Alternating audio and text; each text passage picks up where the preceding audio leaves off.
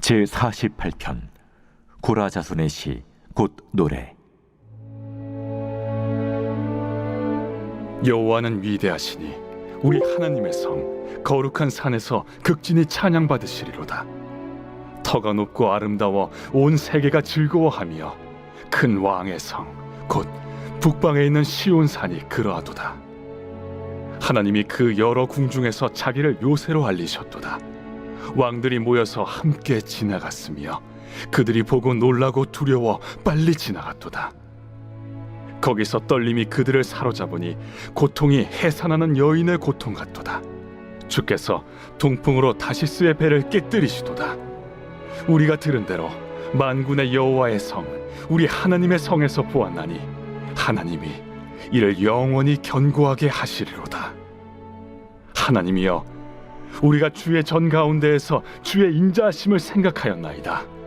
하나님이여, 주의 이름과 같이 찬송도 땅끝까지 미쳤으며 주의 오른손에는 정의가 충만하였나이다.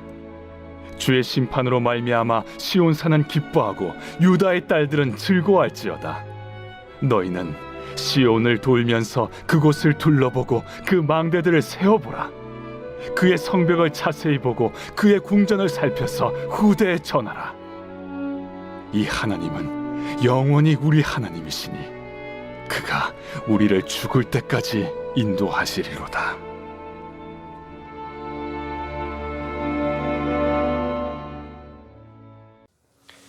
오늘 시편 48편은 전장인 47편에 이어지는 그런 시편입니다. 47편이 어떤 내용이었냐면 빼앗겼던 법궤를 다시금 시온산 성 다윗성으로 옮겨와서 기뻐하고 즐거워했던 그런 시편인데요.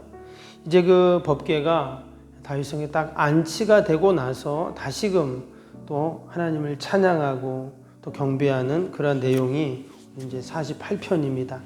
그래서 47편, 48편은 하나의 시편이라고도 하고 또 전편, 후편 이렇게도 이야기를 합니다. 특별히 오늘 48편에 보면 시온이라는 단어가 나옵니다. 3번 나오는데요.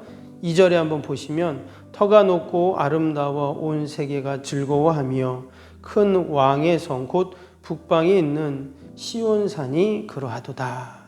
그리고 11절, 12절에도 보면 시온이라는 그런 단어가 나오죠. 그래서 이 시편을 가르쳐서 소위 시온시다 이렇게 이제 이야기를 합니다. 근데 이 시온이라는 말은 아주 이스라엘 백성들에게는 유대인들에게는 상징적인 그러한 단어입니다. 실제로 시온산이 있습니다. 지금도 시온산이라고 이렇게 이야기를 하는데 예루살렘의 바로 그 남동쪽에 위치한 나지막 언덕이 바로 이 시온산입니다. 이 시온산을 바로 앞에 두고 감람산이 있습니다. 근데 이 시온산은 뭐 큰 산이 아닙니다. 바로 예루살렘을 성이 있는 그 산이 이제 시온산인데 지금 이스라엘은 감람산이 더 크고 또 북쪽에는 헬몬산이라고 큰 산이 있죠. 그런데 지금 이 시온산이 아주 뭐 조그만 언덕이고 평범한 산인데 오늘 2절에는 뭐라고 했냐면 그 터가 아름답고 또 높다 이런 표현을 썼습니다. 1절에도 보면 하나님의 성 거룩한 산이다 또 이렇게도 이야기하고요. 왜 이렇게 시온산을 좋은 산으로 또 거룩한 산으로 표현하고 있는가? 여기에는 중요한 영적인 의미가 담겨 있습니다. 바로 이 시온산에서 그 옛날 아브라함이 이삭을 번제로 바쳤던 바로 그 장소가 바로 이 시온산이기 때문에 그렇습니다. 또 다윗이 왕이 되어서 수도를 예루살렘으로 정했죠. 그리고는 바로 여기에 다윗성을 짓게 됩니다. 그러니까 이제 정치적으로는 아주 중심이 되는 곳이 바로 이 시온산이죠. 무엇보다 이제 나중에 이곳에 성전을 짓게 됩니다. 지금이야 성전이 없지만 그 옛날 솔로몬이 거기 이제 성전을 다 짓게 되죠. 그래서 이 시온산은 이스라엘의 정치적 또 종교적 모든 것의 중심이 바로 이 시온산이다 하는 겁니다. 그래서 지금도 유대인들은 시오니즘이라고 하는 소위 말해서 유대주의라고도 말을 하는데요. 유대민족주의라고도 하고 이 시오니즘을 통해서 유대인들이 전 세계에 흩어져 있었지만 그들이 늘 연대하고 하나가 되는 그것이 바로 시오니즘입니다. 1948년 이스라엘이 건국할 때도 마찬가지입니다. 원래는 팔레스타인 사람들이 거기서 살고 있었죠. 그런데 그 시오니즘이라는 그들의 어떤 사상, 생각이 결국 이스라엘을 건국하게 하고 지금은 그것을 넘어서 그 시오니즘을 통해 전 세계에 정치, 경제, 교육, 언론 엄청난 영향력을 그렇게 행사하고 있습니다. 그래서 유대인들을 말할 때 이 시온이라는 단어를 빼서는 이야기하지 못할 정도로 그렇습니다. 근데 오늘 이 48절에 나오는 시온은 그런 무슨 사상을, 주의를 말하는 것은 아니죠.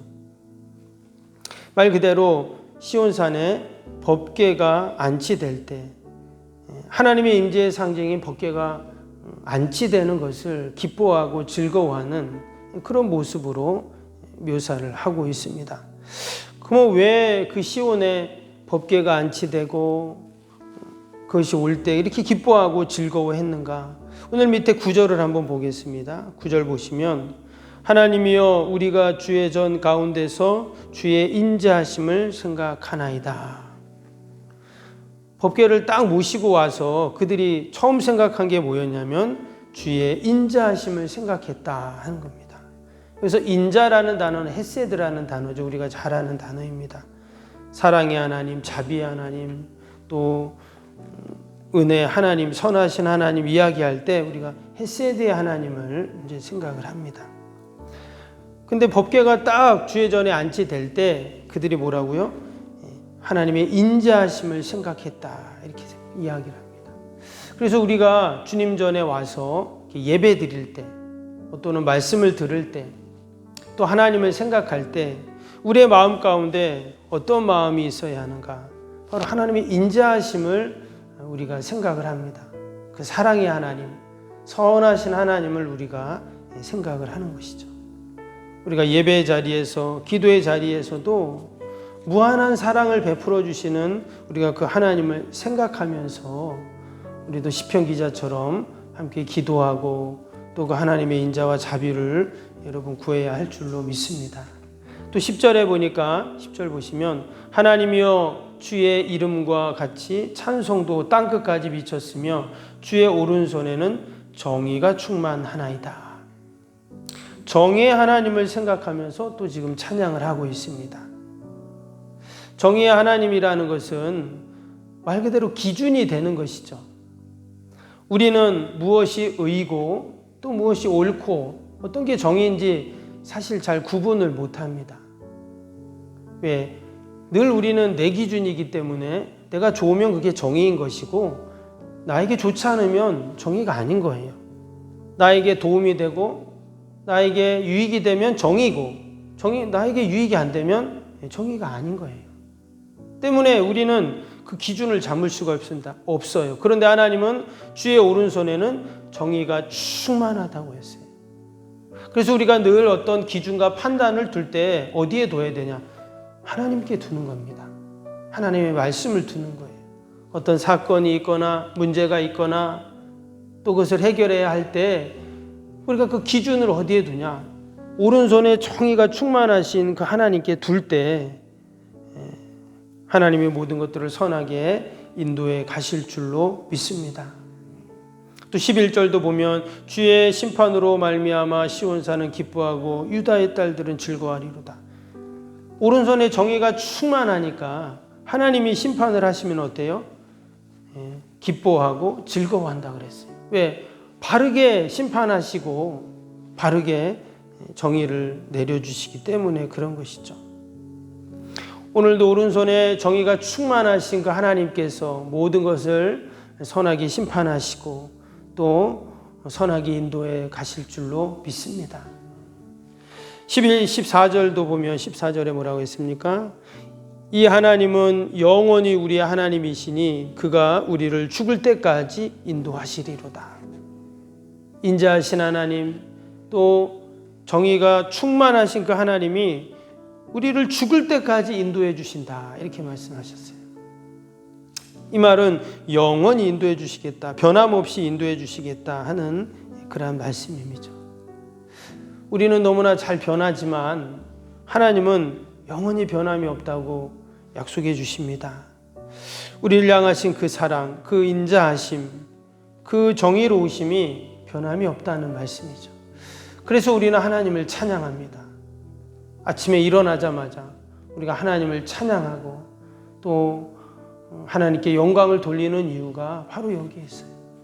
영원히 변함없이 정의로우시고 인자하신 그 하나님, 우리가 찬양하지 않을 수 없죠. 오늘 하루도 우리가 그 하나님만을 찬양하고 경배하는 복된 하루가 되기를 주님의 이름으로 축복합니다. 아까 불렀던 우리 찬송가 379장 그 찬양은요, 존 헨리 뉴맨이라는 목사님이 그렇게 작사한 그런 찬송입니다. 이분은 영국 목사님인데 이분이 한 번은 저 멀리 외국에 선교를 하고 이렇게 다시 고국으로 돌아오는데 이게 선교를 끝내고 몸이 너무 안 좋아서 한 달 이상을 그렇게 지체를 하게 되었답니다. 근데 옛날에는 이렇게 연락을 할 수도 없잖아요. 그러니까 이제 교회나 또 집에서는 연락도 안 되고, 야, 이거 큰일 났다, 선교하러 가셨다고 무슨 일을 당했나 보다, 다 그렇게 이제 생각을 한 거예요. 그래서 더 이상 내가 이렇게 누워 있어서는 안 되겠다 하고는 다시 이제 고국으로 가는데, 그때 당시에 이제 배가 여객선이 없어서 화물선을 타고 갔다고 합니다. 근데 당시에는 그 화물선도 돛을 달아서 바람을 타고 가는 그런 배였다고 해요. 근데 이제 배가 출항을 하려면 어떻습니까? 바람이 불어야 가는 거예요. 그래서 그 목사님이 선장에게 좀 빨리 우리 출항하자, 지금 사람들이 기다리고 지금 연락도 못하고 이러고 있으니까 빨리 가면 좋겠다 했더니 선장이 하는 말이, 그것은 제가 하는 게 아니라 하나님이 하십니다, 이랬다는 거예요. 하나님이 바람을 보내주셔야 배가 가지요, 이렇게 이야기했답니다. 그래도 이 목사님은 계속 조바심이 나가지고 빨리 좀 가면 좋겠다고 계속 재촉을 하는 거예요.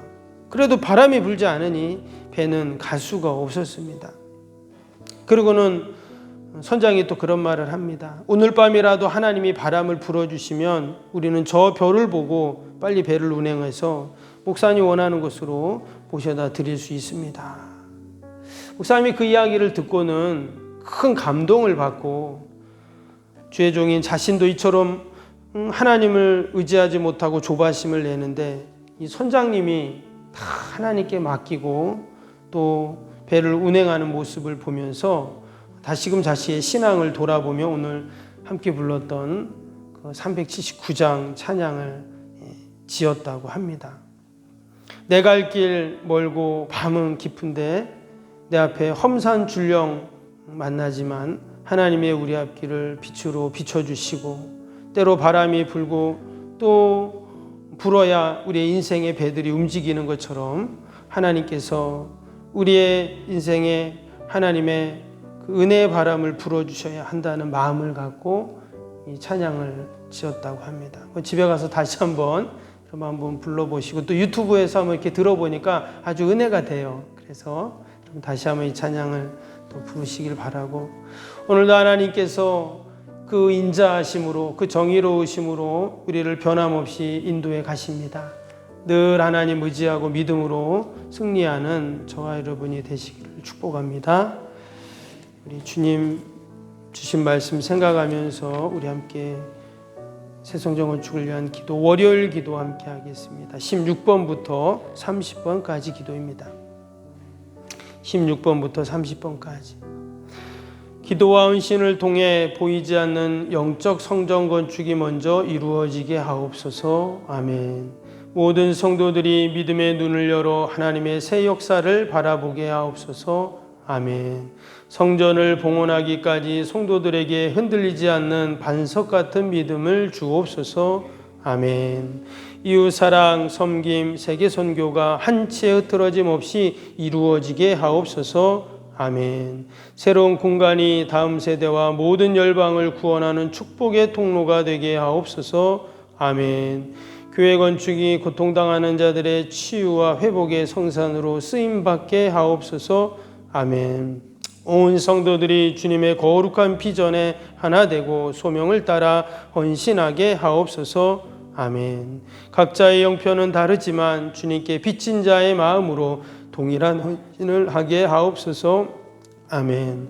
성도들이 물질을 드릴 때마다 세상이 줄 수 없는 감격과 기쁨을 누리게 하옵소서. 아멘. 성도들이 땅의 기름진 복을 받아 약속한 모든 헌신을 넉넉히 감당하게 하옵소서. 아멘. 모든 성도가 믿음 안에서 기적의 역사를 이루는 통로로 쓰임받게 하옵소서. 아멘. 사랑으로 하나 되어 주님의 몸된 교회를 더욱 잘 세워나가게 하옵소서. 아멘. 주님의 피로 사신 교회를 더욱더 사랑하게 하시고 서로를 돌아보게 하옵소서. 아멘. 정정 건축이 진행되는 동안 더욱 견고한 사랑의 공동체가 되게 하옵소서. 아멘. 공동체를 이어가는 어떤 역경과 도전에도 사랑과 믿음으로 승리하게 하옵소서. 아멘. 예수님의 이름으로 기도합니다. 아멘. 사랑과 은혜가 충만하신 하나님 아버지,